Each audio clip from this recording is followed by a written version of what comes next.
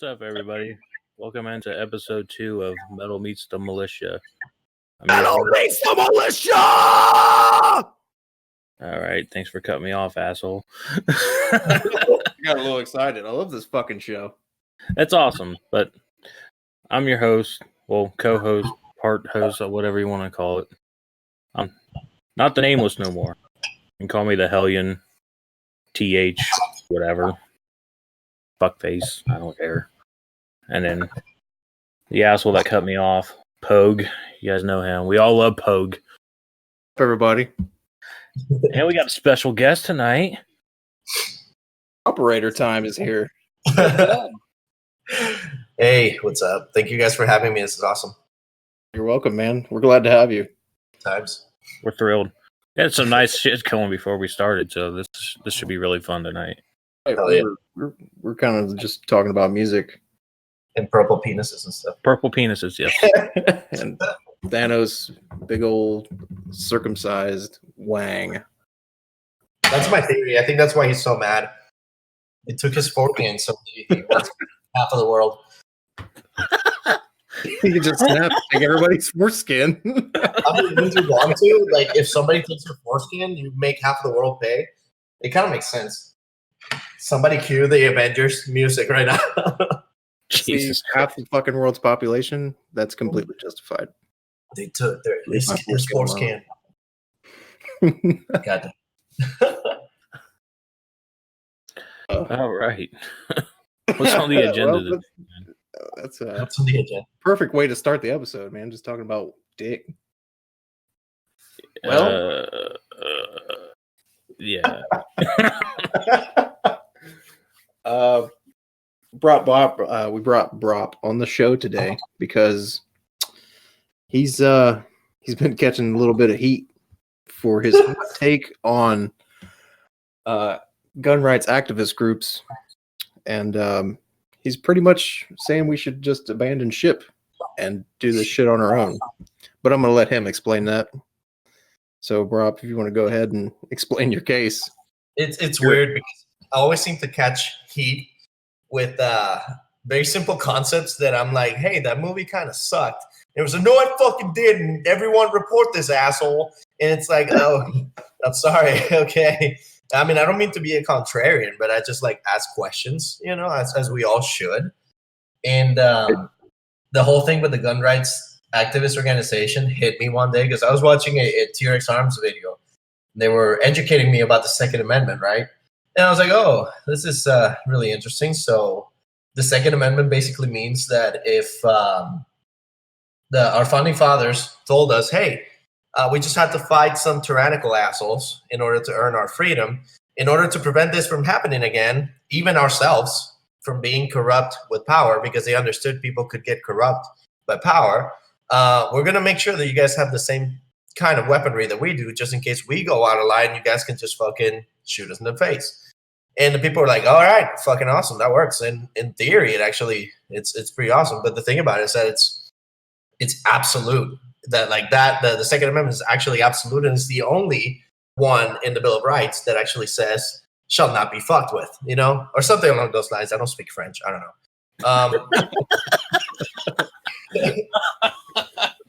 So when you think about the whole idea of the Second Amendment is simply no one can ever come up to you and say, you can't have this. The government will have it instead, and you should feel safe by them having it. It's just the very simple idea of someone questioning your Second Amendment right is enough for you to basically question their presence in a position of authority, because anything that they say in regards to the Second Amendment is inherently anti-constitutional. And where I think that we fucked up is might have been the NRA. I'm not exactly sure who was the first gun rights activist organization that ever started, you know, fighting for our gun rights. But the whole concept of it is kind of an oxymoron. It's just inherently contradicting to the Second Amendment itself, because the Second Amendment makes it so someone tells you can't have something, you can't have this, then everyone organizes, shows up, looks at that person in the face and tells them, go fuck yourself.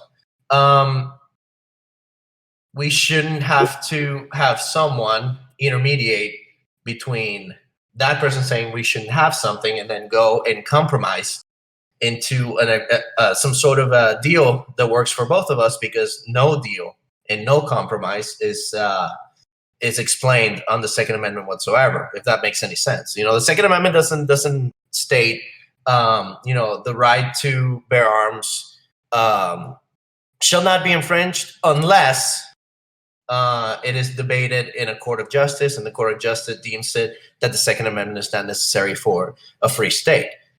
If it said that, I would be like, okay, yeah, I'll give you fucking $50 a month and maybe cancel my Netflix account, But the way that I look at it right now is we should not be fighting any type of anti-gun legislation in the court system, because that's the whole point of the Second Amendment. You should not legislate against something that is inherently not your fucking business.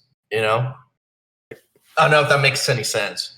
It absolutely makes sense. Yeah, but I got people get a little scary about threatening to shoot people in the face, even though it is our right.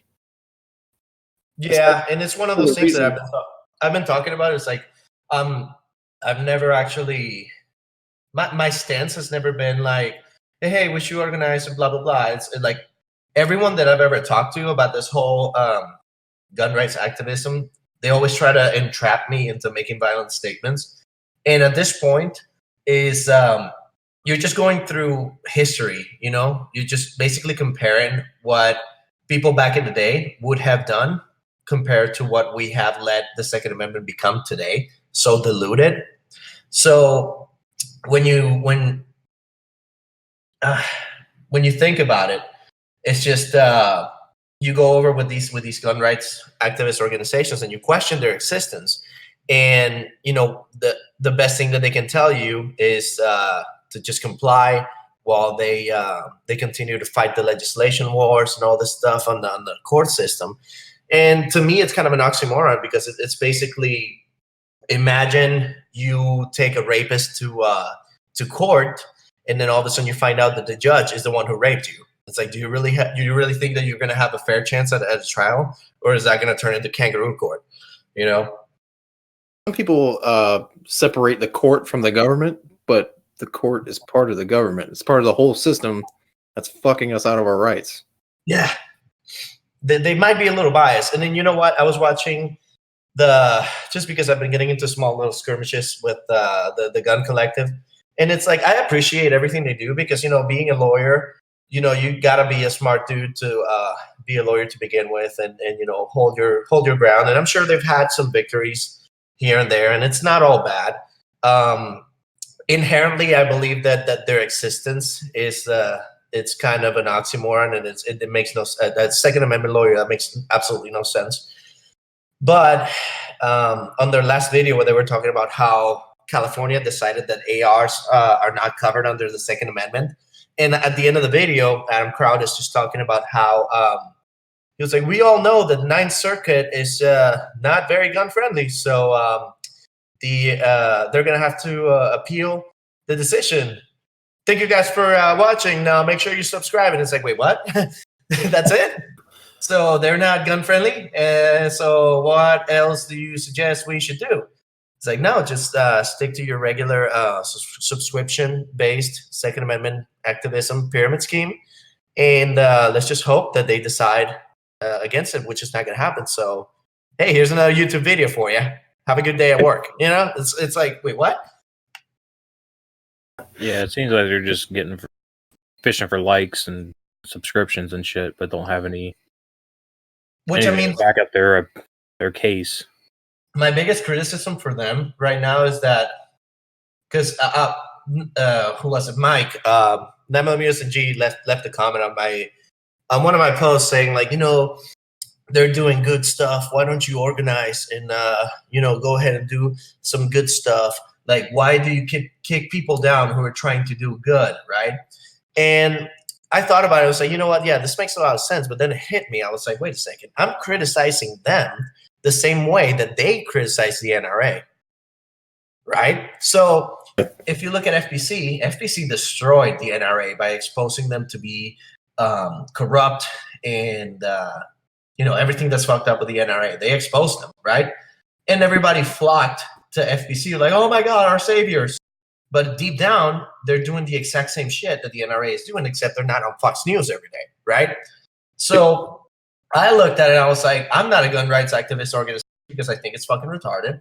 I think that everyone that flocked from the NRA to them should basically expect them to do something different than the NRA for them to take them seriously.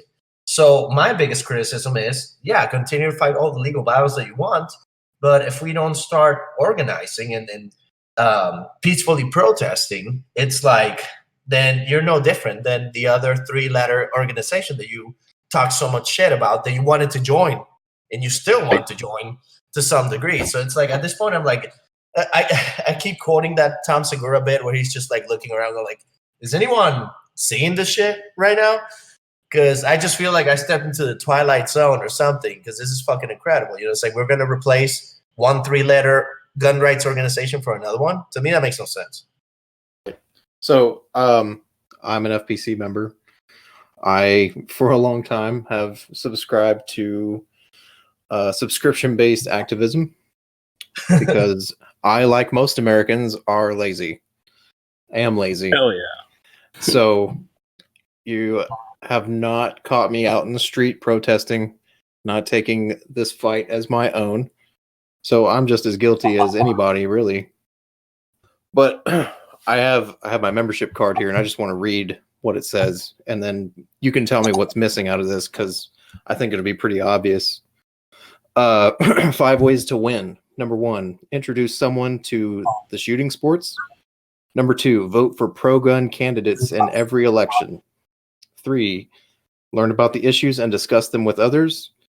4, take action at firearmspolicy.org/act. And that's where you basically go sign petitions, and they send out pre-filled out emails to your representatives. And then number 5, encourage others to join FPC at fpc.org.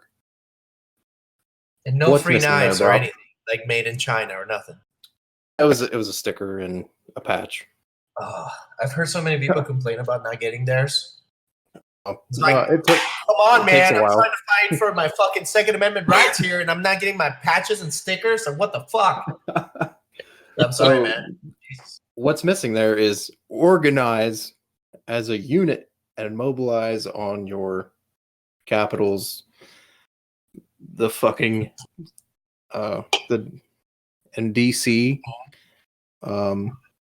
I think they need to. We need to be seen as a unit, because I feel like this silent majority, we can't be silent anymore. Yep. We need to be seen and heard.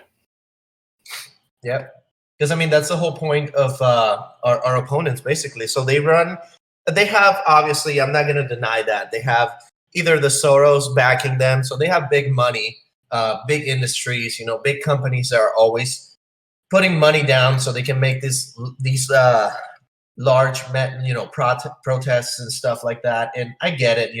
We're fighting against a movement that has far better funding that we do.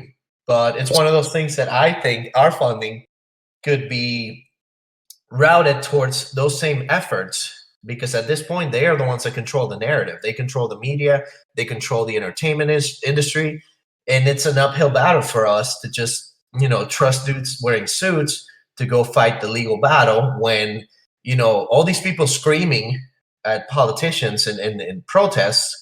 The politicians just want to get elected. So they're going to listen to the outrage and the loud voices, and they're going to pander to them so they get elected. So both sides will pander. Basically, it's bipartisan pandering.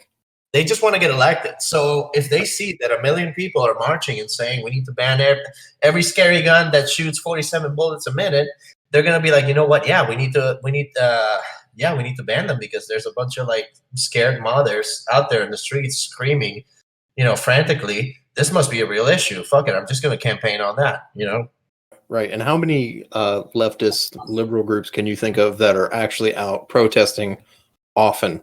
Like, you see them on the news. It's funny because they actually even have militant groups like Antifa. So it's like when you think about Antifa being actually funded in operating in the streets and not being afraid to catch a felony because they don't give a flying fuck. It's actually kind of funny because when you think about the way that they protest about what they believe, whether you agree with it or not, it's actually way more American the way that they protest about things than the way we go about things. Because the American way is not to fight battles through legal channels; it's just to literally fight battles. So they are not suing the courts for the ban of certain weapon systems. They go to the streets and they try to fight Nazis, as they like to call it. And you know what? Some of them catch felonies and they don't give a shit because they believe in what they believe and they're not scared to go out there and protest. Now the thing is, you can also their moms or they're funded by George Soros and whatever, but it's like the end result is still the same. They're out there, doing activism and actually promoting terrorism, leftist leading terrorism in a way, while we're just, sitting comfortably at home, going to work and then waiting for our rights to be chipped away slowly, Hey, Pogue. The thing, okay, obviously Brock doesn't know about this. I mean, he might, but the block party that Chappelle's doing tomorrow at the Oregon district. You heard about that? Yeah, I did. Yep. Yo, did you hear about that? Hear me? Yeah. Can you hear me? Yeah. But did you hear about the block party Chappelle's doing tomorrow? Did, yeah, I did.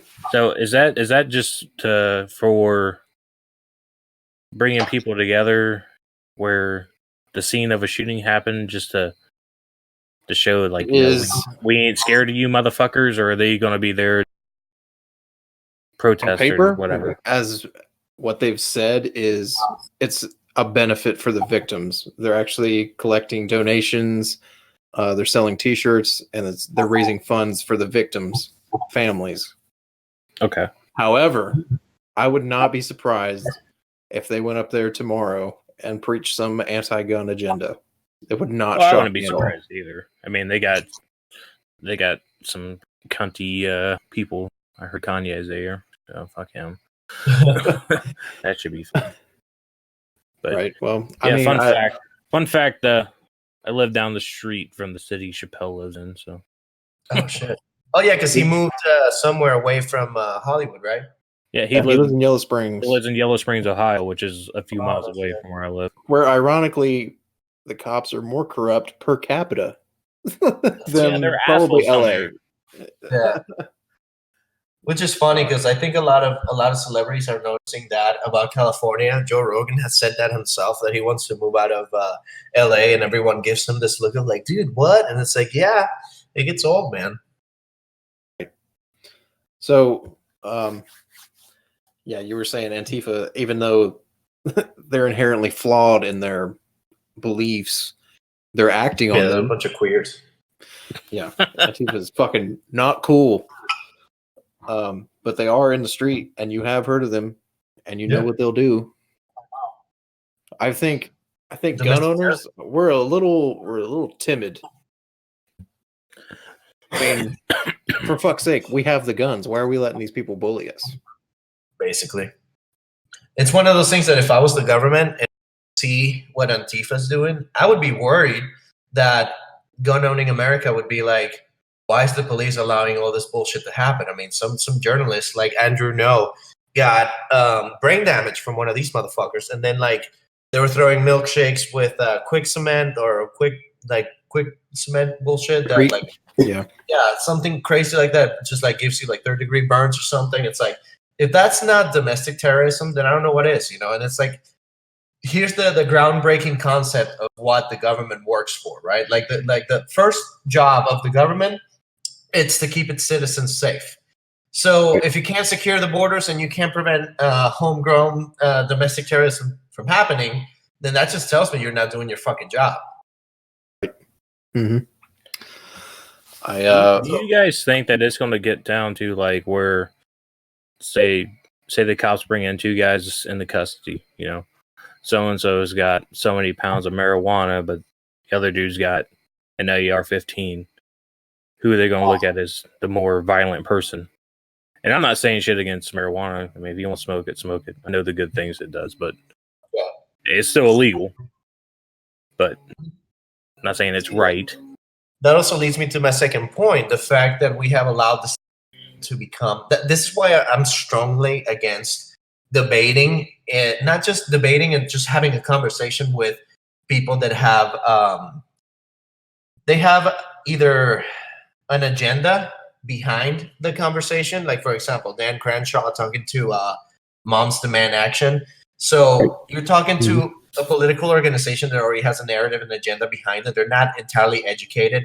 They are running on a platform of, we want to take shit from you and we want you to compromise. And they're not ready to compromise with you whatsoever. And they expect us to go into those meetings and compromise, which I think having the conversation in itself is inherently contradicting to the Second Amendment, because there shouldn't be. They are willing to give up their own right while also simultaneously taking yours from you, which makes no sense. Because if you elect not to partake in the Second Amendment and use your rights, that's completely fine. Even though back in the day, the law was that you had to have combat loadout and be, proficient with using it, because it was so crucial for us to be ready for anything. You never know when the Brits would come back and be like, oh yeah, we'll pass a Declaration of Independence, yeah. And then like 10 years down the road, they come back with like fucking, the entire army. They could have done that. So and they did. Well, they did. They did in 1812.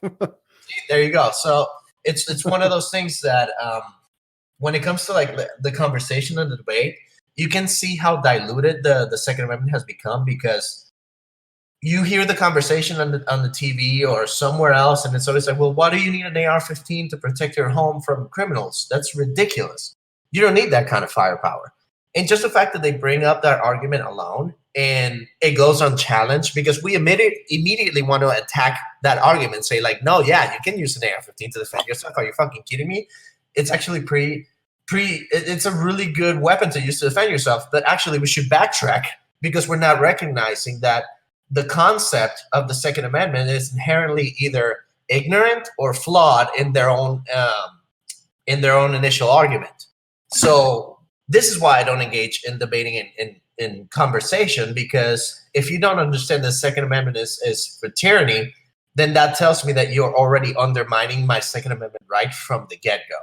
So I think all these decades and years of Second Amendment debating has diluted the Second Amendment in general, to the point where now the populace just thinks that we're basically fighting for our own rights to defend ourselves against criminals and not tyranny. That's completely out of the conversation.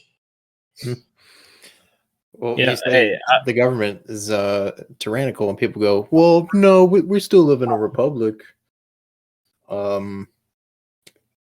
Well, I want to bring up something. I was going to say this for the next episode, but you know what? I want to talk about it now. Good. Well, when he brought up the AR-15, and we were talking about earlier how Poe's going to hook me up with one and whatnot, and tell my wife I want to bring it home. And that's going to be our weapon to defend us and whatnot.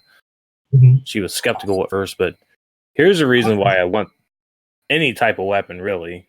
But so a few months ago, we were laying in bed, and it's about 2:00 in the morning, and we live in a nice neighborhood. No bullshit, no break-ins, no crime, whatever.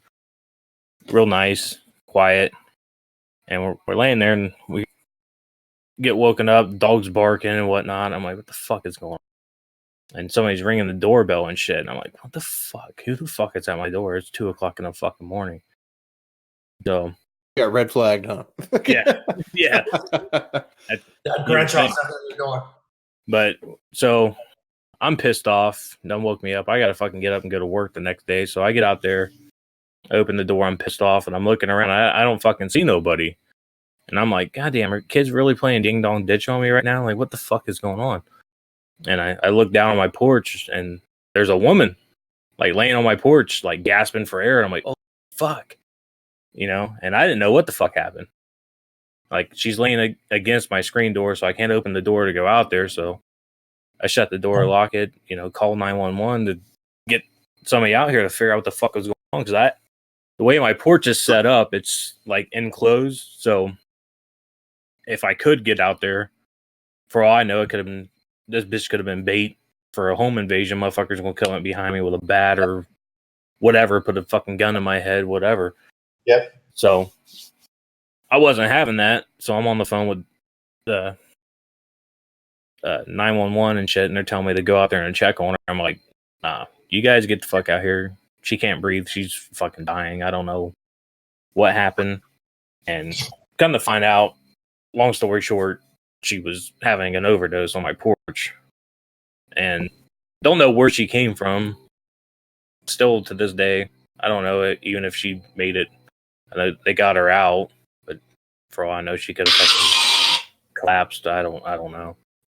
And that incident there was one of those things where it's like, you know what, I got to get something because I got a family. I got a 4-year-old. I got a wife. And a nice wake up call. Yeah, it was. You realize, man, you're kind of defenseless if something were to happen like that. Well, the funny thing was, like, I'm fucking, you know, on the phone with dispatch about bitch on my porch, and I turn around and my wife's standing there with the fucking fire axe. I'm like, oh goddamn, she's ready to go fucking. Yeah, your wife was more prepared than you, dog. She was ready to go Lizzie Borden on the motherfucker. So, and I just figured I got to get something else because I mean it could have been a lot worse. I mean, I can't. Luckily, it was just an overdose. You know, the ones that tend to happen around. But I mean, it could have. I mean, like I said, man, it could have been bait. She could have been laying there waiting for me to come out to check on her because I mean, I'm a nice person.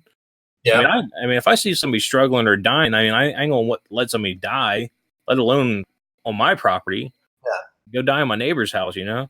Yeah. But I mean, it could have been fucking worse. And I live in a good area. We have no problems. I mean, a lot of times, like, we'll leave our shit unlocked. And luckily, this time I didn't. Because for all I know, she could have just walked in and collapsed right there on my floor. Or whatever. On my couch. I mean, it was crazy. And at least it wasn't a violent encounter. That was definitely she wasn't hopped up on crystal. Yeah. I don't, I mean... Because it was really weird because when I was talking to the police and I was asking them, like, do I need a file report or whatever because the shit happened? And they're like, no, it's just another overdose. Don't worry about it. And I'm like, God damn, man, you guys go through this shit like fucking daily. Like, it's no big deal.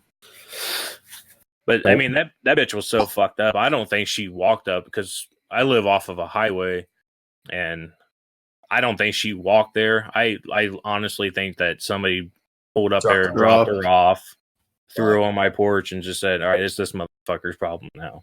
She got dropped. Yeah. And I think they picked my house because I remember it was raining that night. And like I said, our porch is enclosed, so she would have been out of the rain, which I guess that makes it better if you're dying from fucking heroin. She's already dying. Don't let her get rained on. All the thousands of scenarios that play through your mind before you can do something as simple as rendering aid to someone. It's crazy. And a lot of people don't think about things like that. Because, I mean, when you think about it, you were talking about how you wanted to choose an AR-15 for a home defense weapon. And it's like, at the same time, you mentioned 4 guys with baseball bats, you know? So it's one of those things that if someone really had the intention to go inside your house, no matter what would you prefer? To have 30 rounds available on a system while you're, wearing boxers checking up on someone, or just having a small pistol that can just, shoot 17 rounds and then you got to figure out what you're going to do after that. You just never know. All the scenarios play in your head. And it's crazy. Yeah, that was man, it was fucking nuts. It fucked with us because I've never seen anybody like that. It's one of those things where, I mean, I can watch horror movies or watch videos or whatever. Yeah. See people die all the time and shit, but to actually see somebody gasping for breath right there at my feet, I was like, fuck, this is real. Yeah. And yeah, it was nuts. I mean, I hope she was okay. I don't really know. I mean, they took her away. We never had a problem since, but that was definitely the last straw. Yeah. Because, I mean, I got to do what I got to do. I mean, if it's between you or my son, you're fucking dead. Yeah. That makes sense. And we're the lucky ones that usually get wake-up calls like that, because something similar but not really happened to me. Just to make the story short, a drunk driver hit my car, but it didn't hit it like to the point where like it almost killed us. It was just a simple bump. And then when I get out of my car at this red light, I noticed that the dude is basically asleep on the wheel, right? And I could tell exactly what was going on. So the guy ended up having a firearm in the center console, and a security guard for that particular neighborhood was actually helping us with the whole, this is such a faggoty thing to say, but a citizen's arrest, basically. Because, I mean, at this point, it's just public safety, and I believe that's a felony. And, I mean, the dude had a gun, too, and it was funny because he helped him move his car out of the way because we were calling the cops. Again, it's like, Jesus. But I looked into his car, and all of a sudden I saw the pistol in the passenger seat. So I go up to the security guard. I'm like, hey, did you know there's a gun in the car? And he's like, yeah, it's in the center console. I'm like, no, it's not. It's in the passenger seat. He's like, what? He moved it? And that's when shit got real, because all that told me is that guy was preparing to do something, right? Now, thankfully, that guy had a gun, and I didn't, because I left my gun in the house because the ex-wife wanted to get Starbucks, and it was like a 30-second drive. And I was like, it's just 30 seconds. What could happen? And I would have never guessed that I was going to be involved in some sort of drunk driving incident where the police were going to literally come and take this dude away. But that was one of my wake-up calls when I was just like, you know what? Everywhere I go, I need to take my shit with me, because Scary everywhere. No exceptions. The time where you think that nothing's going to happen, because it's just 30 seconds down the road, that's exactly when shit will happen. Right, you get caught lacking, it could be your last time, man. Yeah, you get clapping. Yeah, that's fucking nuts. Yeah, that's why I chest carry at home now. A lot of people saw my post on my story, and they're like, Jesus Christ, dude, it's a fucking chest carry holster. It's made by Condor. And I'm like, no, I understand how it looks. Okay. But think about it. You're sitting at home watching TV, and instead of having something digging in your stomach or whatever, you're just chest carrying. And if you can go work out in the garage or whatever, go everywhere, and you don't have to worry about leaving your gun anywhere. It's a revolution, and I'm starting it. God damn it! Just conceal carry in my house, and then I keep a gun in the room of where I'm at. Oh fuck, man! The first episode we recorded, we had your whole arsenal in there with us. I mean, they're ready to go, man. I don't. Around. They're tools, and they need to be ready to be used. They're not doing me any good locked up. Well, we still have them. Right. Yeah. So next time you get somebody knocking on your door, it might be somebody coming to collect your shit, even though you might not even own a gun. Somebody might say you do, and they might be at your door anyway. Yeah. That has been my experience buying a house, because the guys that installed my security system started telling me about the other company and how aggressive the other salesmen can be. And I was like, okay, yeah, I get it. You guys have like a turf war type of thing where you want to, oversell each other and whatever. But no, like legitimately, the other guys from the other company that they're rivaling, they will show up to your house, and they will yell into your doorbell, like the doorbell camera things, and they will steal your signs, and then fucking almost terrorize you into realizing that your company is bullshit and to switch to the other one instead. And it's like, wait, what? So now I'm caught in this home security system turf war that I didn't ask for. And every time that they come in and they open and I open the door, I always make it a point to open carry and make sure that they realize that this is a house not to be fucked with. Even if they're just testing the security system to make you see that maybe there's some flaws, or there's some fucking holes in your in your security. Did you know that this company doesn't actually call the police when one of your alarms is triggered? And I'm like, bruh, I just need the alarm to sound off, and then I can handle the rest. And then they look at me like, oh, yeah, all right. And then they leave. So, I guess we can move on from the gun owners activist topic. So I just want to touch on this. You're not, you weren't born in America, so the Second Amendment hasn't always been afforded to you. You're actually Venezuelan, and you were there during the Chavez riots. Is that right? Yeah. So I was born in Virginia, but my because my parents were diplomats and they were living in DC and whatever. Oh, my bad then. My fault, dog. I feel like I insulted you. No, it's all good. But yeah, I'm kind of like technically foreign, like foreign as fuck too, because like I lived in South America for 18 years. So I've only been back in the States since 2009. So the thing about Venezuela is that it's funny because when you contrast the two countries, they both earned their independence on the 4th of July. Oddly enough, they were in communications with each other. So a lot of the stuff, like there was one of their guys, I think his name was Francisco de Miranda or some shit like that. He was part of the French Revolution. He was part of some other shit. So they had the opportunity to look at the way that we developed as a country. You know, at some point they were even called United States of Venezuela too. And For shit. yeah, it's some crazy shit. Like, but the interesting thing about it is that America understood the importance of keeping or developing the Second Amendment, writing the Second Amendment, and keeping your right to bear arms. But Venezuela never really maintained it. They never really established it to begin with, because they just fought the Spanish. They fought off the Spanish everywhere in South America and liberated themselves from them.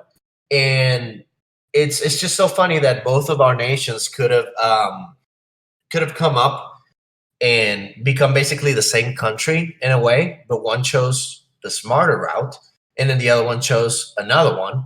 And now the thing about Venezuela is that they actually have a true democracy.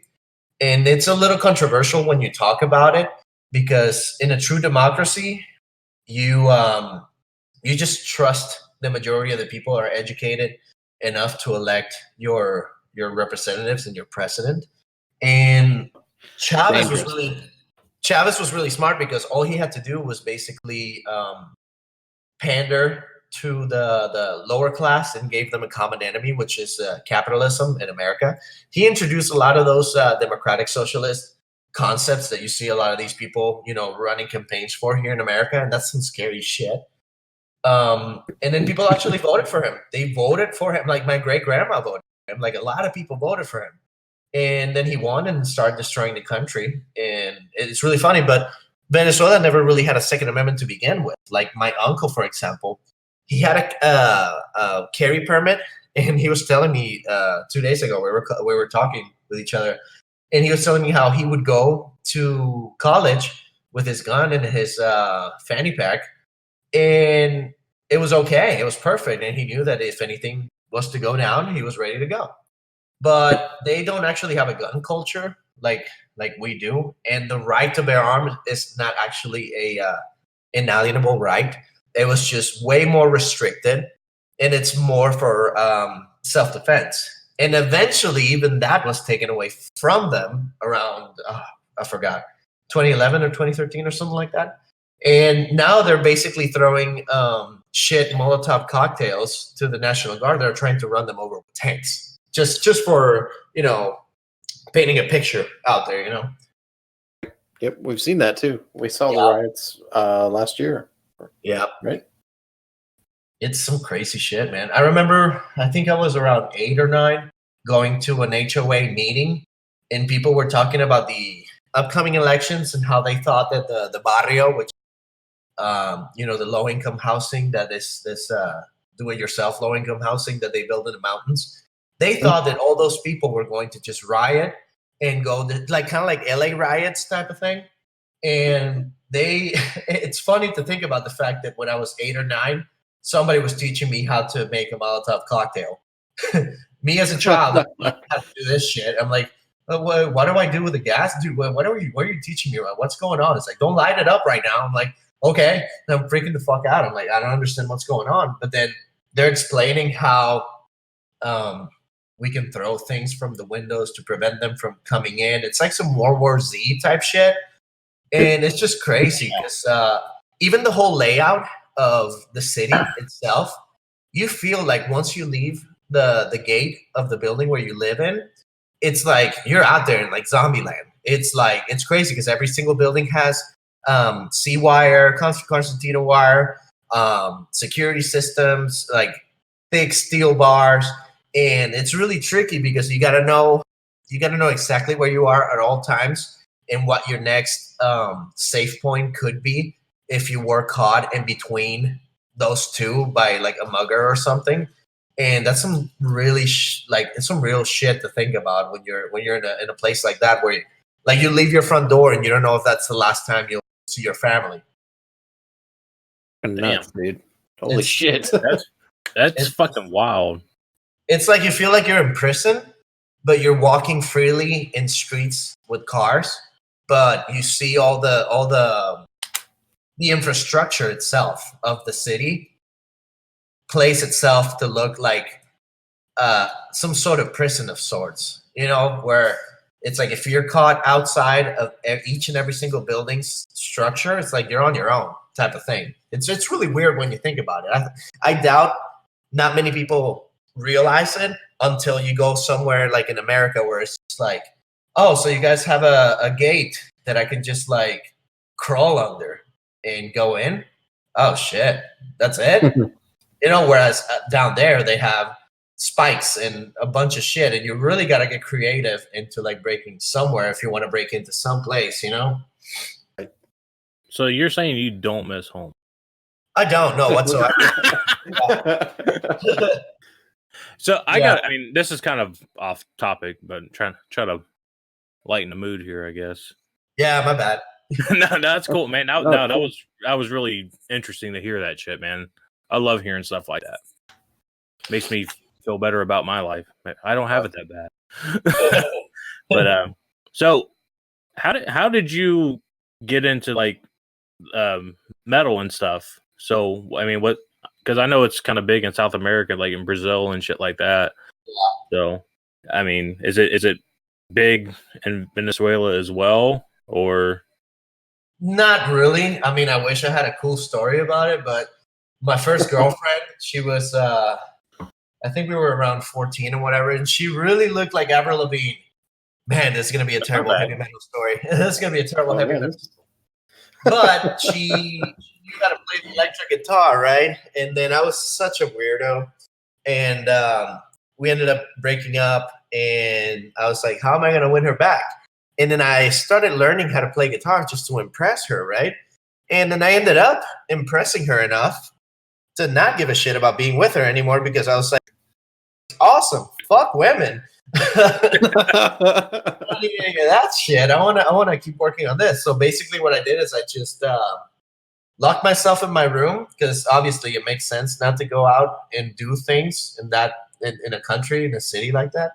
And I just played guitar for 8 to 9 hours a day. And little by little, I usually relate it to learning how to play guitar while falling down the stairs. That's kind of how I learned how to play guitar because nobody really taught me how. I was just simply, falling down the stairs and trying to figure out how to break my neck, And it's such an organic way to learn how to play guitar too. But that's basically how I got started. Okay. Yeah. Cool tie-in to the story of Venezuela you just told us. So yeah, it's a little segue, right? Yeah, one thing that I occupied my mind with so I didn't have to, leave my safe space, which it was legitimately a safe space. And yeah, those four walls, just fucking playing Blink-182 over and over, trying to figure it out. See, listen to him. All you fucking cunts out there that think, oh, metal is evil. No, it fucking saves our lives, you goddamn bastards. Seriously. It fucking helps us. Just because you can't understand it and they worship Satan and whatnot, which is cool. I mean, worship whatever you want, man. Satan's really not. Satan's not that bad. He's misunderstood. It's funny because around what was it, 2007, 2008, I had no idea that I was so heavily influenced by the Christian metalcore scene. The Christian metalcore scene was fucking huge from 2001 till 2010, 2011. It was big until Tim tried to kill his wife. Fucking as I lay dying. Yeah, I'm glad they're back, but I mean, oh my god, it's so good too. But that exposed the whole side of the Christian music industry that it was like it just fucking rocked everyone. It was so funny. You know what?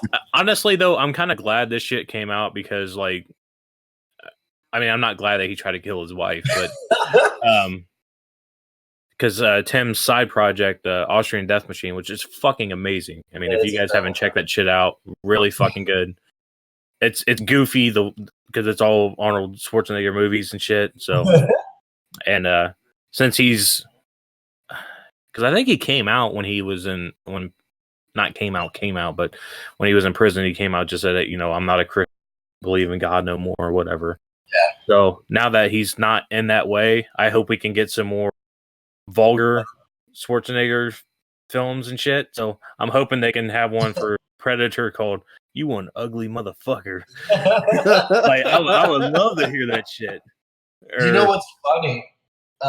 There are bands out there that are now coming back and rejecting their Christian past. And one band that did it, but kind of let me down. They're not necessarily they used to be kind of like on the screamo side of things, but they had some like heavy bangers too. Was Under Oath. They just came back. You know what's funny? I knew you were going to say Under Oath. Lord, Under Oath was sweet, man. Fucking when they first came out, that goddamn, what was their big Writing on the Walls or something like that? I doubt that was their big song when they first came out. Yeah, they were sweet. And they're all against religion and all this and that. And it's like I saw their latest documentary on how they recorded their last album, and it was just so weird. It was like watching a Wiz Khalifa studio update. It's like, wait, what are you guys doing? So weird. I mean, some of those. I mean, like I know August Burns Red. They say true to their religious stuff, but them motherfuckers are still heavy as shit. Yeah, they're pretty. They go hard. Yeah. Those of you who don't know, Brop actually wrote the intro and outro music to our podcast. He was generous enough to just pro bono that shit to us. I need to make something better, but that was Dude, fun. I had a dream. I had a vision. Oh, here we go. Of just coming in with a breakdown. We're just gonna start with a breakdown. Straight up. Just fucking neck breaking, disgusting breakdown. And then in the end, I had a different dream. I mean, okay, so hear me out on this. I wanted to come in like straight OG hardcore. Like you come in just all right, motherfuckers, it's time for Metalman's the Militia. That's what I want to go for, and then just like have it go in like some kick-ass riff. Like I was thinking more of the Hatebreed song AD. Okay, how it starts out and then goes into that fucking kick-ass riff, and then goes back into the first verse and shit. The fucking yeah. Shit, I make that happen. Either way, I mean, we can work what we got. If you have time, I'm not going to sit here and bug you about it. But yeah, no, I just got to set up my studio now that I actually have a specific room that I'm going to dedicate to music making and all that good stuff. Hell yeah, I'm going to set it up so that way I can make something decent. Because the last time that little schmiggy that I made that I sent you was basically I was trying this software called Superior Drummer, and man, it's incredible. It's a VST plugin that you use for anybody that's interested in recording. It's a VST plugin that's like basically like how a professional drummer on your workstation, and it's just professionally recorded drum sounds. And I was just like, oh, I don't have to play real drums anymore. I can just use this. It's kind of crazy how technology works. Don't they have something like that for guitar riffs and shit too? That too.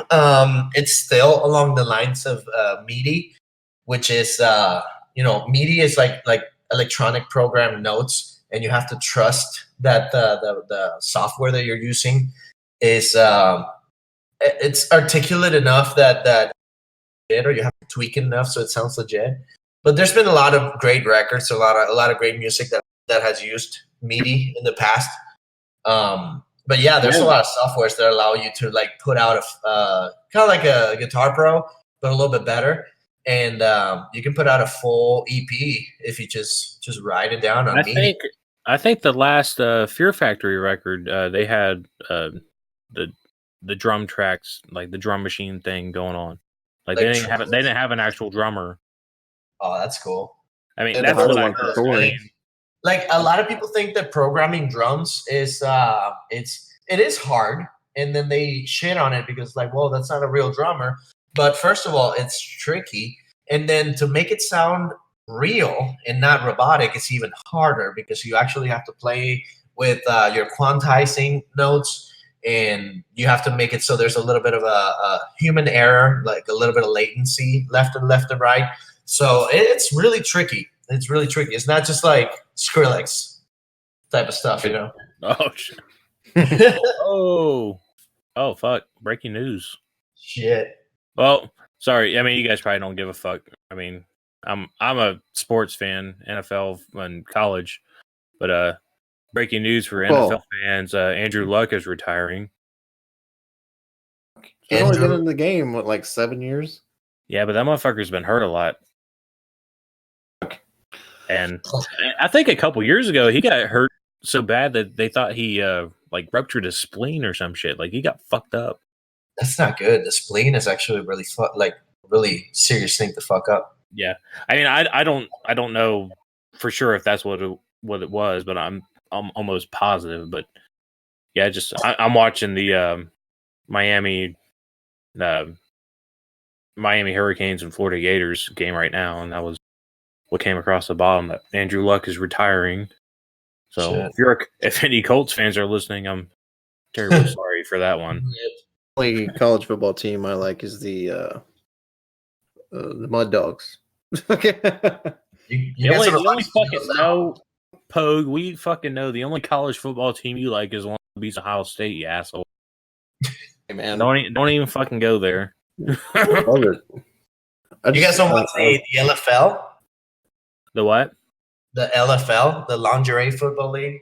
Oh, dude, I've seen some of that shit, and them bitches are fucking insane.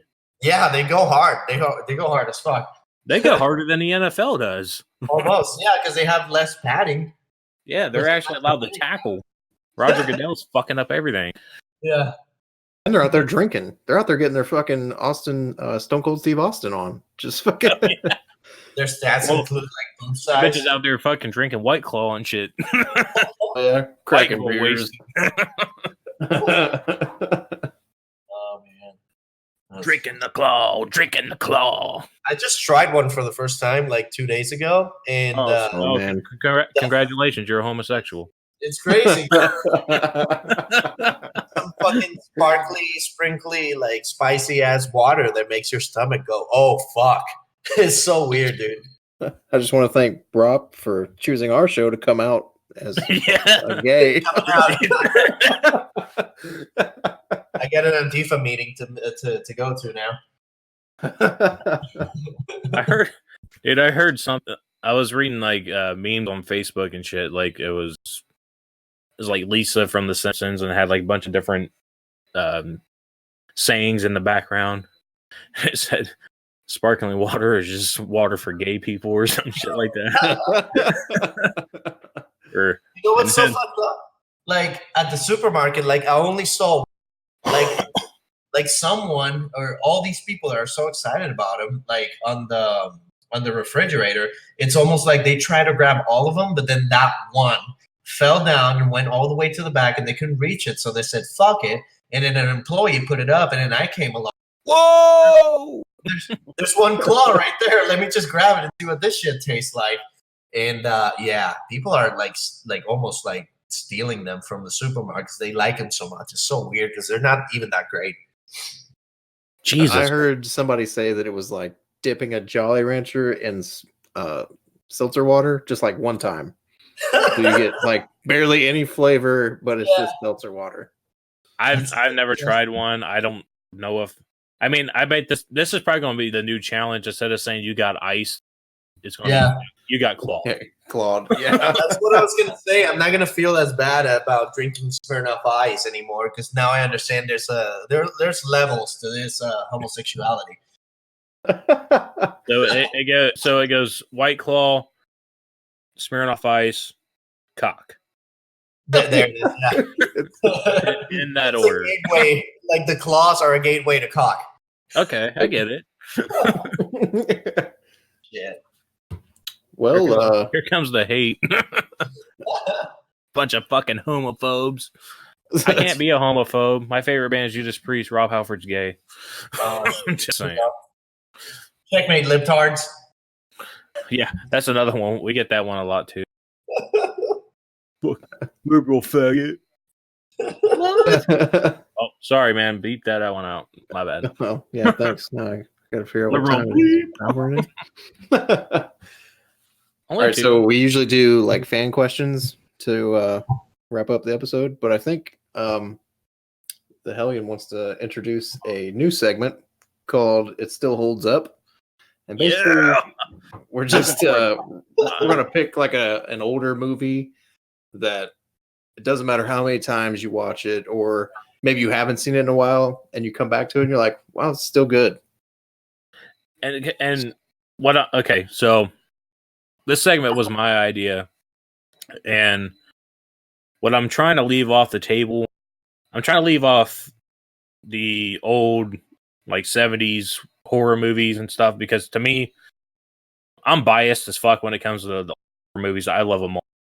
The cheesier, the better. I mean, I love that shit. So I'm looking more towards like the cheesy action movies, like RoboCop, maybe Commando or Last Action Hero, or some of the more kid-friendly stuff that you guys watched as growing up, like Henry and the Hendersons or fucking Teen Wolf. Right. Police Academy. Police Academy, but that one's kind of because goddamn, what they made what fucking 9 of them. Yeah, it's the first one in Spanish. In Spanish. But we're trying to bring up those movies to see if they still hold up. If you guys have ideas for something we should check out or maybe revisit if we haven't seen it. Pogue is pissing me off because I've been throwing out movies and he's like, I haven't seen that. And I'm like, God damn, I'm about to shoot you in the face. Usually I've seen almost everything. Like I grew up. Yeah, that's what fucking pisses me off because I know you've seen fucking everything. And I throw out like 5 movies and you're like, I've seen one of those. I'm like, God damn it, motherfucker. Pogue has never seen 10 minutes of it once. I haven't. Like, what the fuck? This is when I embarrass myself because I'm foreign as fuck, and like people are gonna be like, they tend to like do things like, oh yeah, so how do you like cheesecake? And I'm like, I've never had cheesecake, and they proceed to freak the fuck out. So if you guys dude. If you guys mention 20 movies and I haven't seen 19 of them, don't be surprised. Well, I mean, we'll give you a break because obviously you had a fucked up childhood. Not as fucked up as Haley Anthony, but it was pretty fucked up. And there's my bad joke for the day. Just in case you guys like name a movie, I can just like Google it real quick and pretend like I've seen it. Oh yeah, that's a movie with Tom Chick. Oh yeah, Tom Hanks. Yeah, funny guy, Tom. All right, so a movie that still holds up for you, Hellion. What you got? A movie that still holds up for me? Yeah. Yeah. Okay. I'm going to take the easy route. I mean, we talked about this, so, and we both just watched this, so, and it's something that we watched growing up, and like I mentioned before, couple of youngins. So What's it Like, came called? out Casper still holds up. It's still good. Casper? with The Bill Ghost? Pullman and fucking Christina Ricci. Casper the Ghost? Yeah, Yeah. Oh, It's shit. I still saw good. that in Spanish. It's still good because Casper the Fantasma. I watched it was on Netflix, and it was a couple weeks ago. I'm sitting at home and we're skimming through, and I saw it on there, and I was like, "Fuck this, we're gonna watch this." And I have my son with me. I was like, "Dude, you got to check this movie out." I'm like, "I used to watch this when I was little." I'm like, "You're gonna like it," and sure enough, he liked it. So it Just still holds up.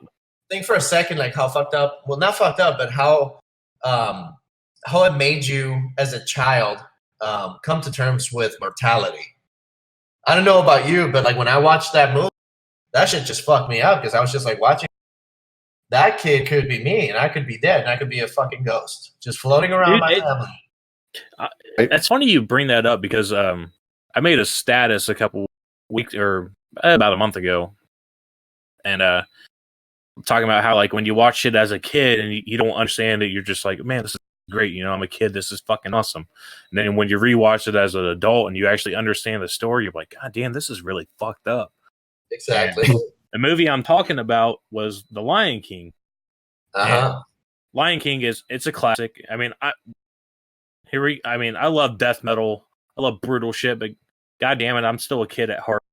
And I like Disney movies. So I don't give a fuck.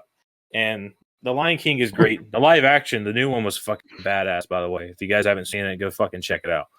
Oh yeah.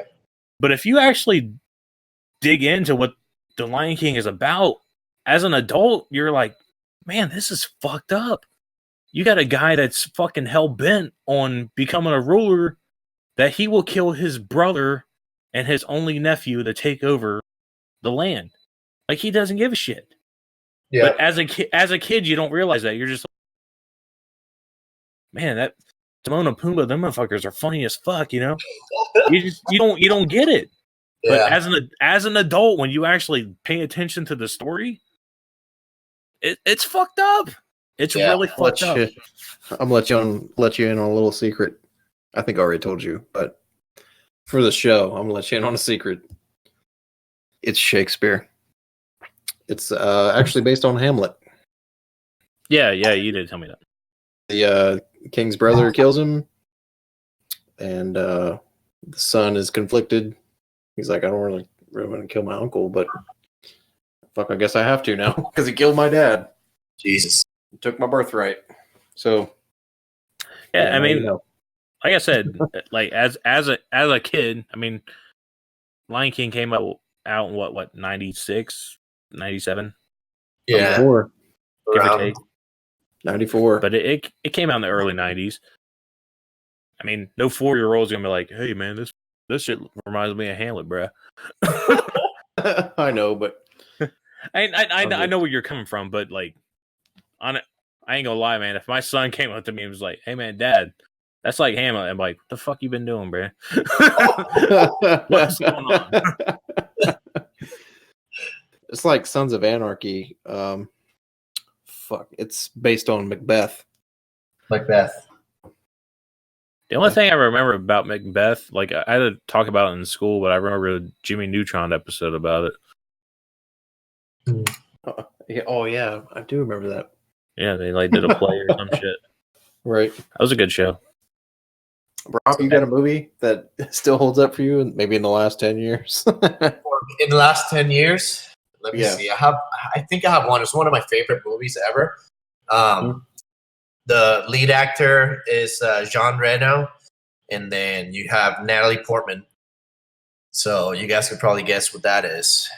Leon the Professional, 1994. Oh, okay, yeah. I'm an idiot. Sometimes it can be a little cheesy at times, you know, like because it's like heavy on the 90s aspect of like the culture and everything. But you know what? I think Gary Oldman as the villain in that movie, scariest fucking things you can watch ever.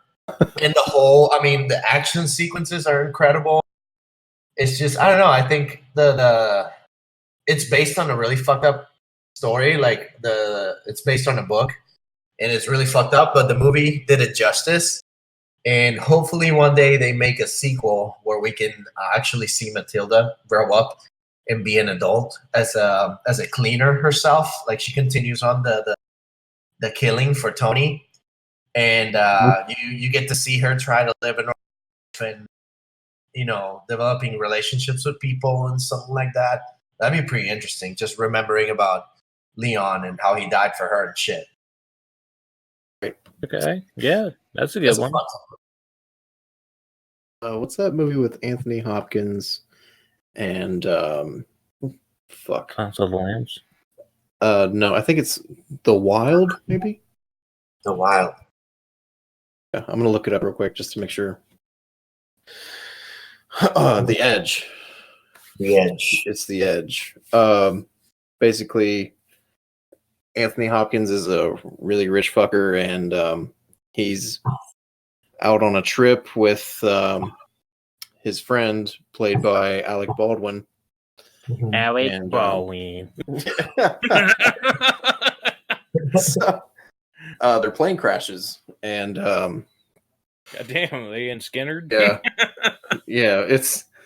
I think they crashed in Alaska or somewhere in Canada, but anyway, turns out Alec Baldwin is fucking Anthony Hopkins' wife in this movie, and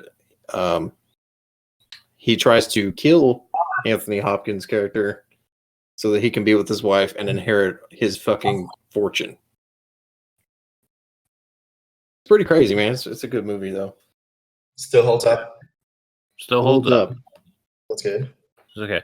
So another thing about this segment that I want to try to keep off the absolute classics like Braveheart. Braveheart's going to hold up from the day it was released until the day I fucking die. Timeless. I mean, that is arguably the greatest movie ever fucking made. I mean, freedom! I will fight anybody. If you can name a movie better than that, we'll fight. So I'm trying to keep off like the obvious, like I said, Braveheart, Saving Private Ryan, even though that's really not that old, but still. Dude, Titanic. There was enough space in that board for Jack. I will fucking fight anyone who says there wasn't space for Jack on that fucking board, okay?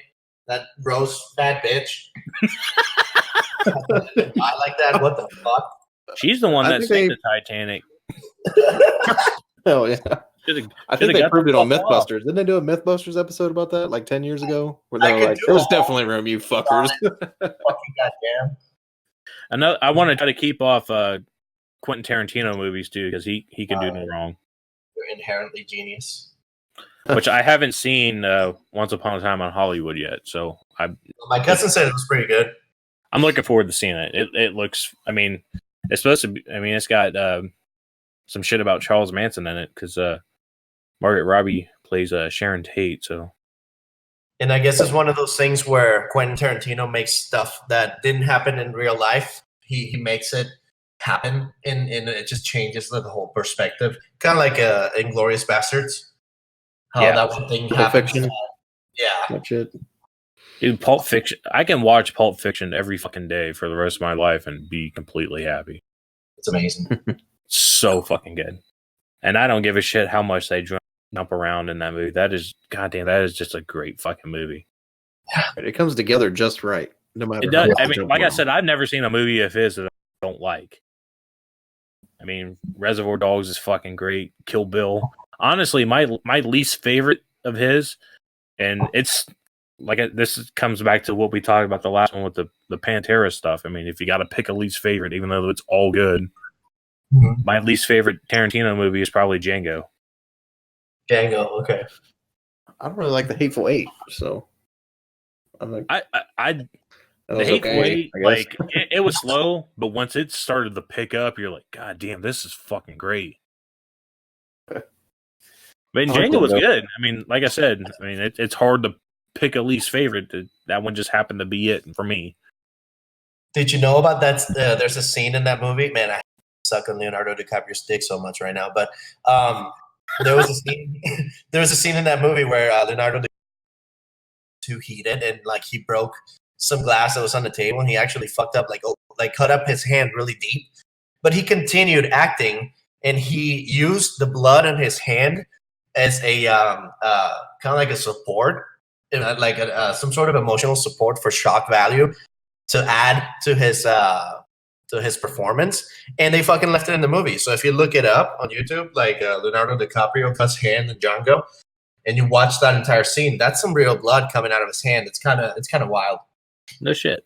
Crazy. Holy shit, man. It's actually, look, dude, it's so funny when you rewatch like old movies and you see like shit, you're like, wait a second, that wasn't supposed to happen.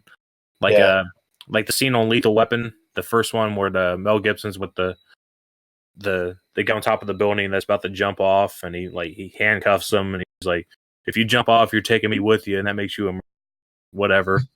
Yeah. But when he eventually jumps off, the handcuffs break apart when they jump, and then you see him like grab his hand, and then they hit the safety thing they have at the bottom, the giant fucking bouncy house looking thing or whatever.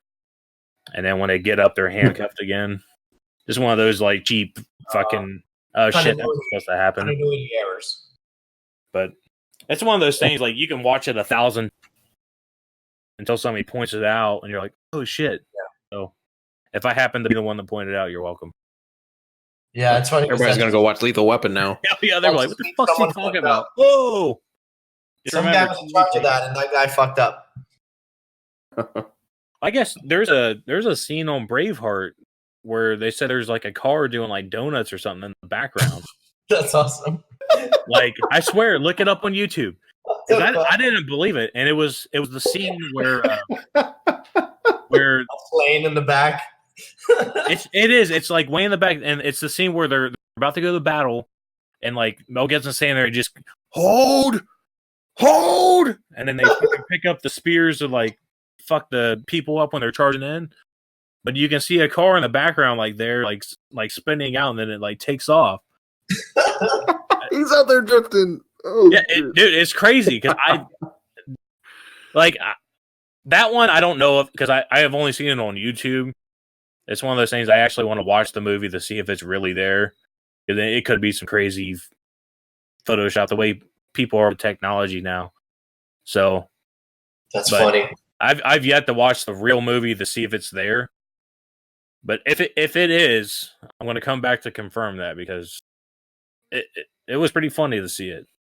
That shit happens a lot. Like on Spider-Man when Tobey Maguire like slowed the first time, and then he breaks a lamp, and then like literally on the next scene, the lamp is still there.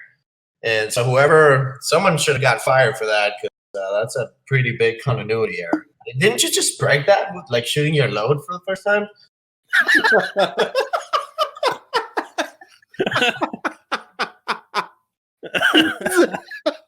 That's one of the most famous ones. It's really funny, dude. Oh my god. It's a really shitty way to like realize you're fucking dying. if the load comes out the way. Fuck. Oh god. Jesus oh man. Christ. Good times. What questions you got, Poe? Oh man, I got. Fuck, let's see. I got probably a dozen. Let's get some questions about small peepees and why it burns the pee. You know why it burns the pee? We fucked your mom. That's why. Hell yeah. Be original, man. If you're gonna insult us, be original. Is there like a super chat or something where people have questions and stuff? I just posted questions in the Instagram. In my Instagram story, so people can ask and I'll answer them on the show. Gotcha. All right. I guess we can all kind of chip in. Let's see. What do you hate most about bootlickers?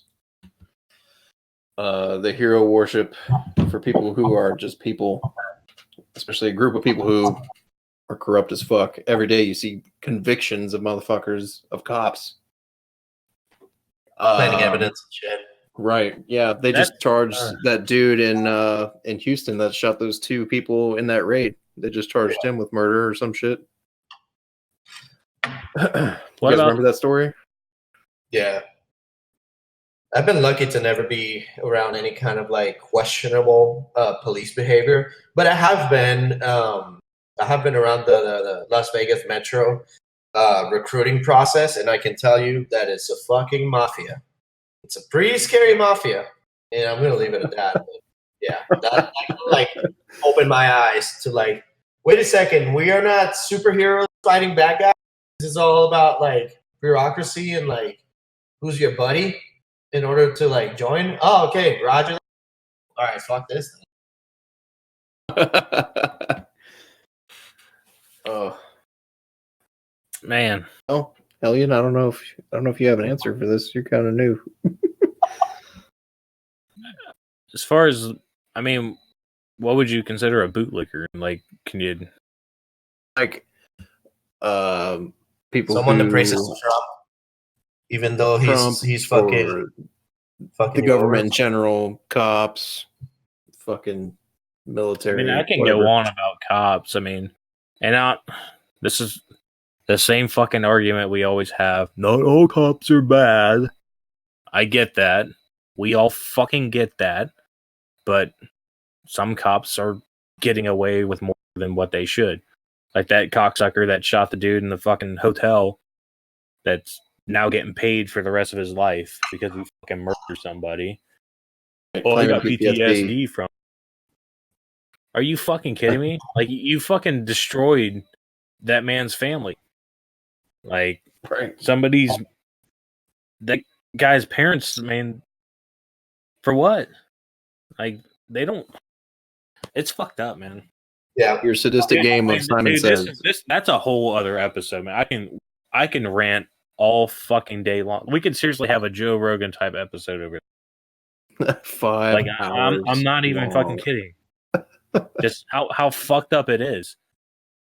And I hate when you call people out, oh, fine, next time you're in trouble, don't call the cops to come help you. Dude, they're there Or to a crackhead. serve and protect. Not to fucking murder you because you broke the law. Because breaking the law can be anything. They can pull you over. Oh, you got a fucking taillight out. And they just pop up on you and just, fuck it. I'm just going to shoot this guy in the face because I want to. Oh, but I thought he had a gun on him. What? Right. No, fuck you.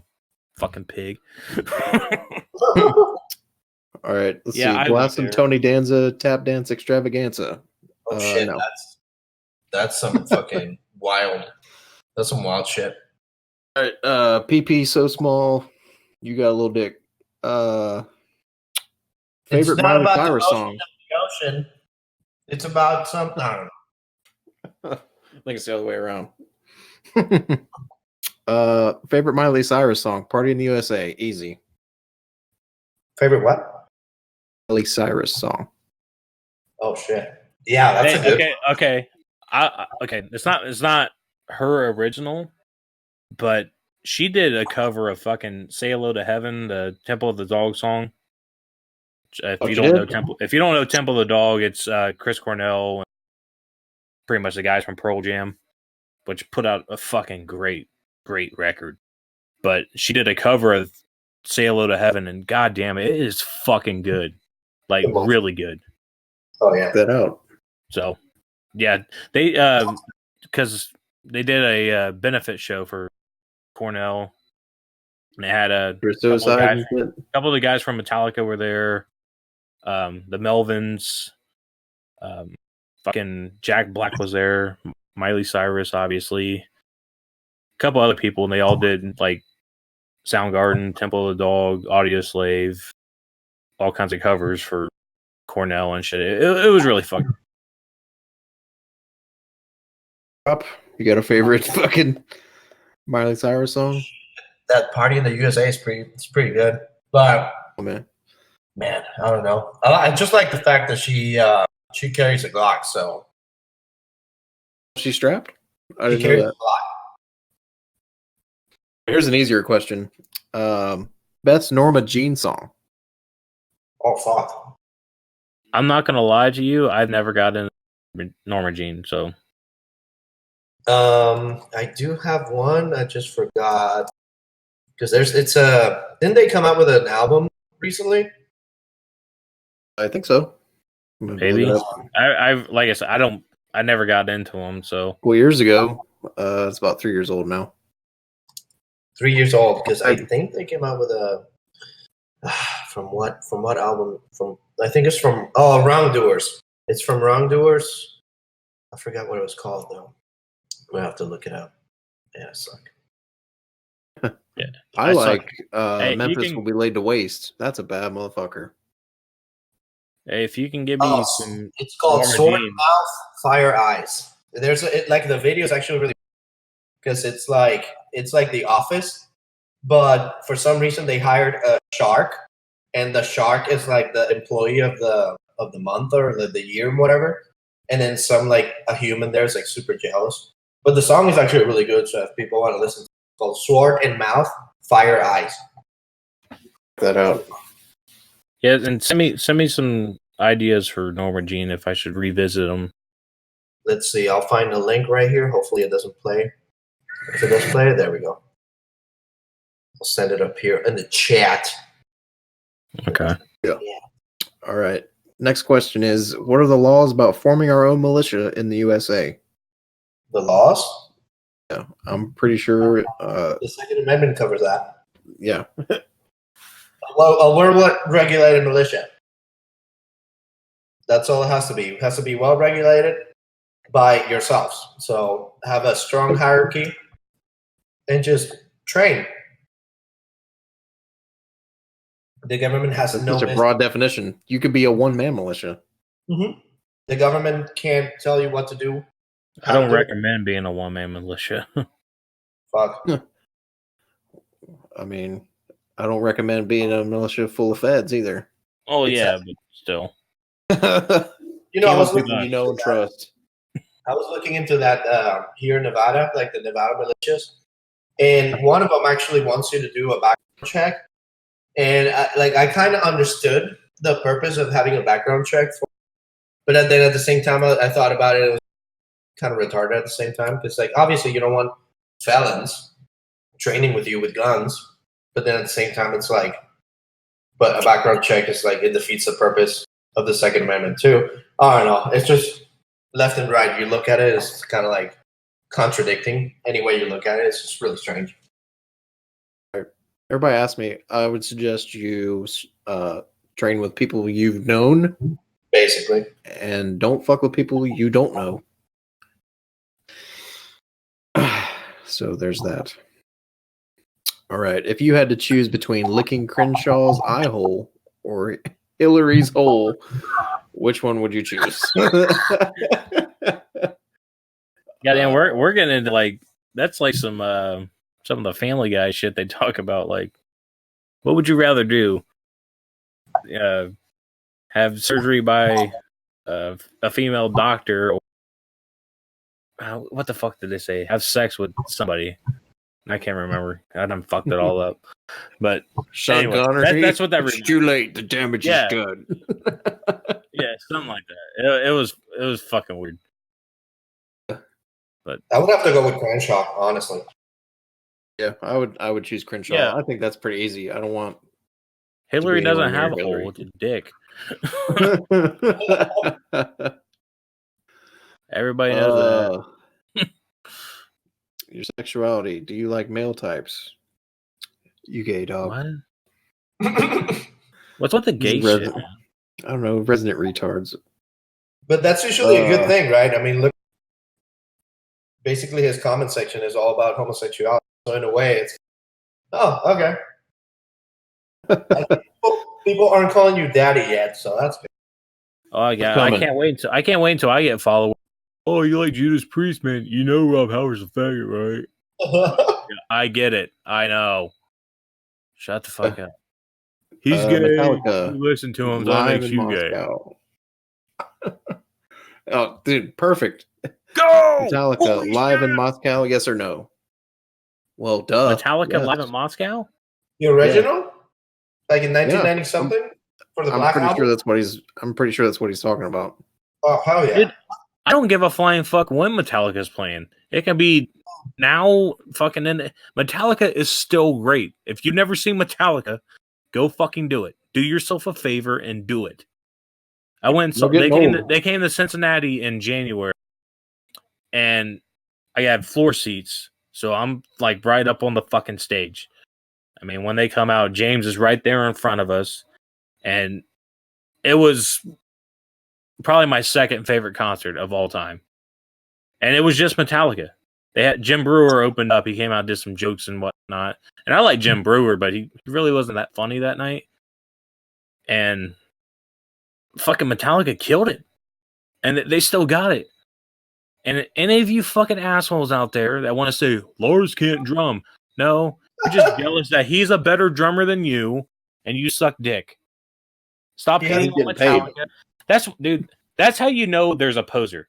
It's Metallica sucks after the Black Album. Bitch, no, they don't. Okay? They don't. Because their last two albums have been really good. Hardwired is fucking badass. Yep.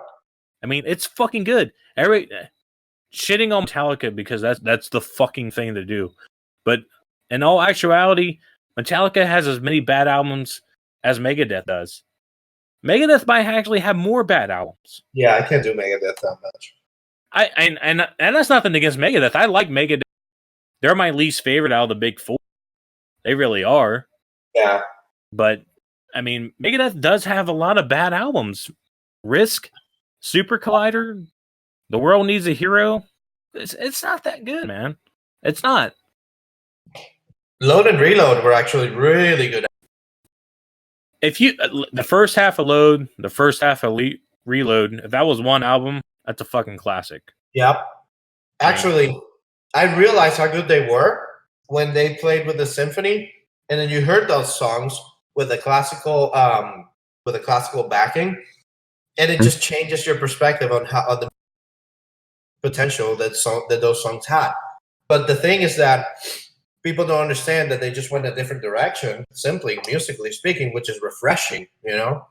But absolutely. They were just expecting fucking Ride the Lightning too, which is retarded because now there are bands that do that, they just don't change it, and it's the same album rehashed over and over, and it just gets old. What's funny is that when S&M came out, everybody was like, God damn, this fucking sucks. Metallica sold out again. Black Album number 2, blah, blah, blah. Now they're talking about doing S&M part 2, and everybody's like, yeah, I can't fucking wait, man. It's going to be awesome. Yeah. Like, wait a second. You said it sucked cock fucking 15 years ago, but now all of a sudden it's cool again? I think it's because Metallica made themselves scarce putting out new albums. I think people are just pissed off that Metallica is the biggest band in the world. I mean, name a bigger band. I mean, the only other band that can be even comparable to Metallica is AC/DC. As far as like who's more well known, and here comes the Iron Maiden haters. I like Iron Maiden. I'm not saying bigger does not mean better. Just saying. Yeah. But Metallica is the biggest. They're the biggest band in the fucking world. Because then you can throw Guns N' Roses, Motley Crue, and all those guys. Yeah. But like I said, I mean, like, Metallica, they're selling out. Like, when I saw them in Cincinnati, they set a record for attendance record at, goddamn, what stadium was that? U.S. Bank Arena. It was a attendance record for a single artist playing at that arena. Okay. There's like 18 or 17,000 people there. And it's an arena. It's not a stadium. So, but 17,000 people, and it was fucking cold that night. Like, luckily it was inside, but standing in line, we had a wind chill of like -4. It was fucking cold. Jesus. Yeah, cold as fuck. That was when we had like the Arctic blast come through the Ohio area. But didn't Metallica play in the rain like not too long ago? And Kirk slipped on his wah pedal. Well, yeah. He wakes up and he steps on the wah pedal. Yeah. Metallica's killing. Like, what they fucking pulled out Call of Cthulhu yesterday. No shit. It sounds great. It still sounds great. They're pulling out fucking classics, and they're pulling off like deeper tracks on the Black album. They were playing "The God That Failed," which is one of the best songs on the Black album. Mm-hmm.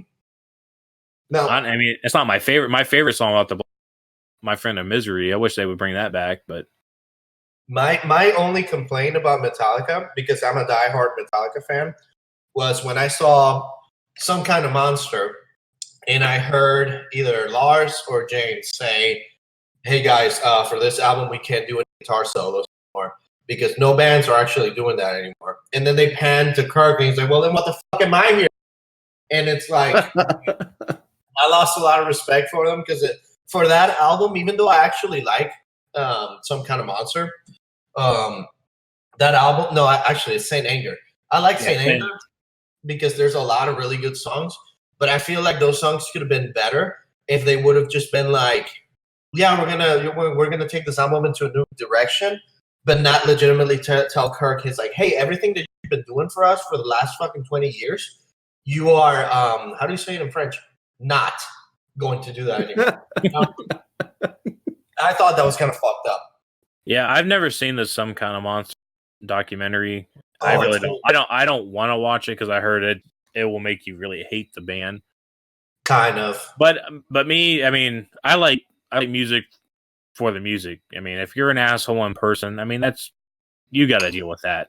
Yeah. I mean, I listened to Motley Crue and Vince Neil killed somebody.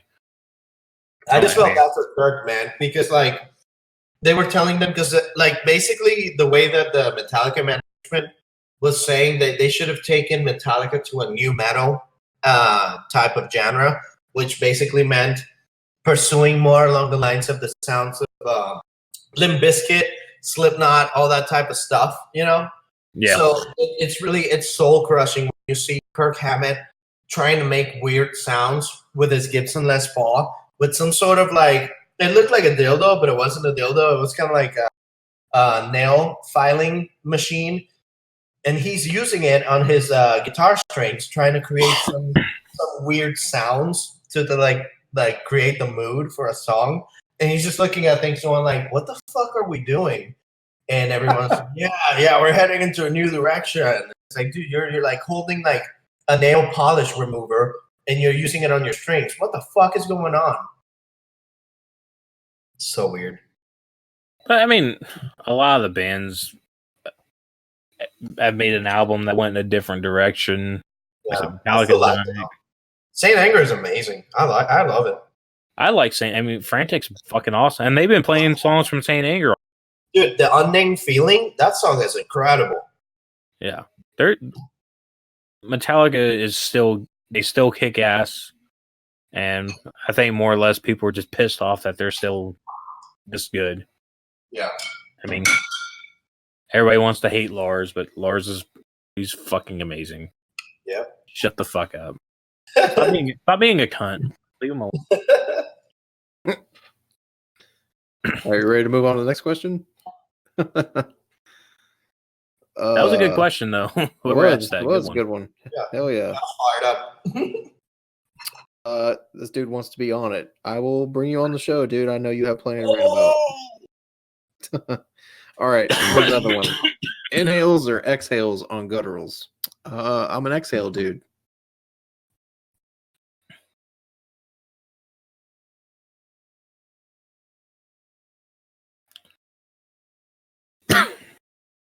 You guys hear me? Yeah, dude. I'm sorry. I'm getting lost in this game. Holy shit.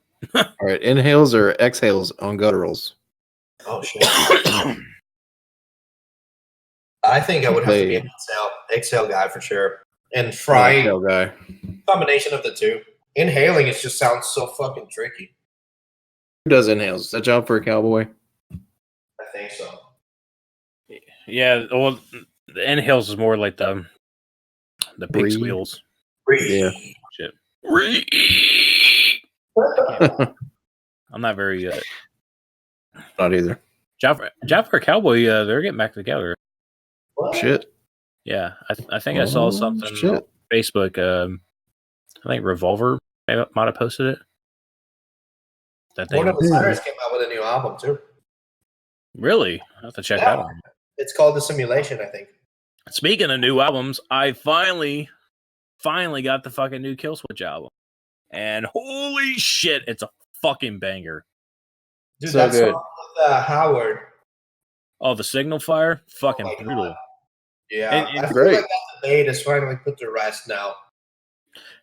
And the thing is, there was never really any hate between the two. It was just something that the fans made it hate. Yeah. I mean, you can choose. I mean, if you like Howard, you like Howard. Jesse, me, I prefer Jesse. That's, I mean, that was my idols when I first started to get into scream shit. But fucking that song is amazing. But the song that's not getting enough credit is "The Crownless King" with Chuck Billy on it. Dude. God damn, that shit is fucking brutal. And the thing that really irritated me is I was reading Billy trying to sound like Randy Bly. No, Randy Bly tries to sound like Chuck Billy. Don't get it twisted. Like, you gotta go with who came first. Isn't Chuck Billy a lot older than Randy? Randy's like 50, right? Something. I don't know. I mean, but I know Testament's been around for, I think, as long as Metallica has. Right. So, But have they gone to prison though? No, I'm just kidding. no. Yeah. Chuck had an interesting story on the Jossa show when he had cancer or something. That was a really cool listen on how he pretty much said he took a shit and he was like, I just don't feel, and then he was good to go. That's crazy. Yeah, it was a really, really, really cool story to hear. But fuck, that was an old ass episode. That was like 4 years ago, something like that. Dig deep for that one. I ain't gonna lie though. I wish we still had tours like we did back in the day. Like some of the tours we get now are good, but they're always in like Europe. Like I wish America had the good tours. Like We're getting spoiled as fuck. For instance, I think it was 90 or 91. Priest went on tour. This is Painkiller tour. Painkiller, arguably the greatest heavy metal album of all time. I mean, if somebody asks me what is heavy metal, I'm giving them Judas Priest Painkiller. This is fucking heavy metal, Right. beginning to end. But Priest went on tour with Megadeth and Testament that year. And I would fucking kill to see that in 2009. Ugh. It was hard. Well, I mean, you just don't see. I mean, when Pantera was big, I mean, they were touring with fucking White Zombie and I think Black Sabbath at the time. And could you imagine seeing Pantera, White Zombie, in one fucking night? That's insane. I would suck a dick to see that. I mean that's fucking incredible. And I mean now, and this is nothing against the newer bands, but now you see like Metallica's been touring with like Ghost, which I'm not a Ghost fan. If you like Ghost, that's cool. But it's not for me. Yeah. And then they're touring South America with God damn it, the Led Zeppelin ripoff, Greta Van Fleet. Which that's gonna be a unique tour, but like, could you imagine if Metallica was still touring with during the Master of Puppets tour, they were supposed to open for Ozzy, and then Cliff Burton died. That's fun. No shit. I didn't know that. Yeah, because a buddy of mine at work was supposed to go to that tour. Yeah. When Cliff Burton died, and then Metallica got replaced with fucking Queensryche, of all people. What the fuck? Well, Yeah, I feel bad for Jason Newsted. That's a fucking scenario to be in. Dude, I mean, it's a crate. I mean, some people are gifted to walk in and like perform well. Look at Jakey Lee. I mean, he had to fucking fill Randy Rhoads. I mean, that's tough. Yeah. But Jakey Lee doesn't get enough credit as a guitar player. Everybody wants to go to Zach, and I'm not saying Zach is bad. Zach is fucking amazing. Mm-hmm. But Jakey Lee's the one that had to replace Randy. And that takes balls. Yeah. Because Randy Rose is, goddamn, that's a fucking guitar god right there.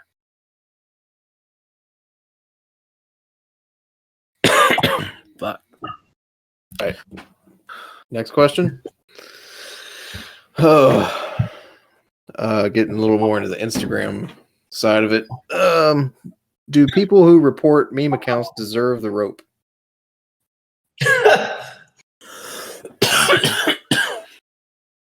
They're just as bad as Instagram in a way. Real. Exact. I don't know if they deserve the rope, but they are little pricks. It's a little extreme, but I mean, I do report the spam accounts that, like they put me in a chat with 30 people. And by reporting that account, I'm potentially saving some horny dude's like bank account, not to send $700 to a dude named B2 in India, like fucking promising to send him some Bobs and Vagine pictures. That's the way I look at it. I'm just going to report this account because it's obviously spam, So you mean those girls that send messages that say their webcams, they want to show me their pussy, they're not really going to do that? But yeah, $700 later and like my whole PayPal account gone. Yeah, I would say so. Damn it, that sucks. Not even going to get to see the pussy. There's no such thing as free titties, is there, Zach? Nope. Just want to see some free titties. All right. What is going on? I mean, I think he's referring to that fucking video I post. The What the Fuck Wednesday. Dude, you know what's going on? Hey, man, I'm sorry. I know we're live and doing our shit. But this fucking Hurricanes Gators game is getting fucking crazy right now. This fucking guy. Dude, seriously. Turn the shit on. This is fucking awesome. Way to start the season. Fuck yeah. Right. Oh, shit. All right. Game's over. Start an East Coast meet and greet. Maybe one day. West Coast meet and greet? East Coast. Oh, East Coast? Shit. In Ohio? Oh, is Ohio considered East Coast? No, it's the Midwest. Midwest, oh, damn it. If anything, if it was to happen, it should be in Florida. Just because of how fucking wild Florida is. I mean, if you want to meet me, we should all just meet up in DC in a fucking rally. And you can fucking right? I mean, yeah. I'll shake your fucking hand. Shake my motherfucking hand. We can be friends. We can be best friends. Is it a good idea to... Oh, this is the last question. Is it a good idea to bury airsoft guns, in quotations, and BBs, quotation mark, in waterproof containers in the woods? In the woods. Dog, if you're burying them, it's time to use them. That's probably the best way to handle red flags. Red flags are to begin with, because you got to think about people that can get their shit taken from them. Like, how do you ensure that all their shit is actually taken from them? You can't. Not that I'm supporting it. I'm just dismantling how retarded the law is. Because if someone has guns somewhere else, now you just took their guns. If they were not going to do something fucked up to begin with, now you just took all their guns. Now maybe if they needed guns for their day-to-day life or their job, now you fucked him out of that. So you probably make him go get those guns that were somewhere else, and now they're going to do something even more fucked up to begin with. So in a way, they got a reason.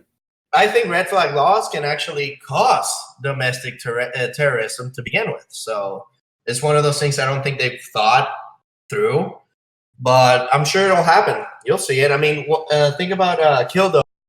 You know, he lost everything, and he tried to be reasonable, and then it got to a point where it's like, you know what, I just can't be reasonable anymore, and then he did what he did. And I mean, can you blame him? I don't condone what. At the same time, it's kind of like he got fucked enough to the point that he was just like, well, I'm fucking done. And it's like, well, I hear you, man. Shit, that sucks. It wouldn't be a bad idea to bury something. Yeah, just figure it out. You have a friend. But you better do it before you're fucking under investigation. Gun And they have hotel. the fucking eagle eye on you, homie, because they'll find your buried shit the second you leave. Get a round of beers, bury The the other hatchet. issue, when you think about it, is how fucked up it is that if something were to happen to you while all your guns are taken from you, then who foots the bill for that? You know, let's say Who's your house gets responsible? broken into and you don't have anything to defend yourself with. Who foots the bill for that? The taxpayer, the government? Like, where does that come from? You know, that's the time when I would expect FBC to be like, oh, this is fucking bullshit. We're gonna get you some compensation. You know, if you've been hurt on a red flag wreck, you're entitled for compensation. You know, Red flag red. Oh That's a shit! good point, man. Full If, Adam John Patton, we got you covered. I think that's a good one to wrap it up on, man. But, we need to make a yeah, jingle for that. We need a jingle. Yeah. Fucking like 877 cash now. 877 red flag. Fucking. Yeah, Oh shit! we'll work on that one. But Oh, man, yeah. it was nice having you. That was good fucking talk, man. That was awesome. We'll have to definitely get you back on here. Oh yeah, I appreciate it. This is fucking awesome. It's first podcast I've ever been on, so this is cool. I appreciate you coming, man. This is our Oh second. yeah, Joe Rogan. Yeah, get ready, bitch. No, I'm kidding. Oh yeah, look out, motherfucker. We coming for All right, that. Bob, we appreciate it, man. Thank you so much. Good times, Yeah, man. good times, guys. Yeah, thanks a lot, buddy. Oh yeah. All right, Metal Meets the Militia. We're out of here. Toodaloo. Au revoir. Auf Wiedersehen. Ciao. Citate.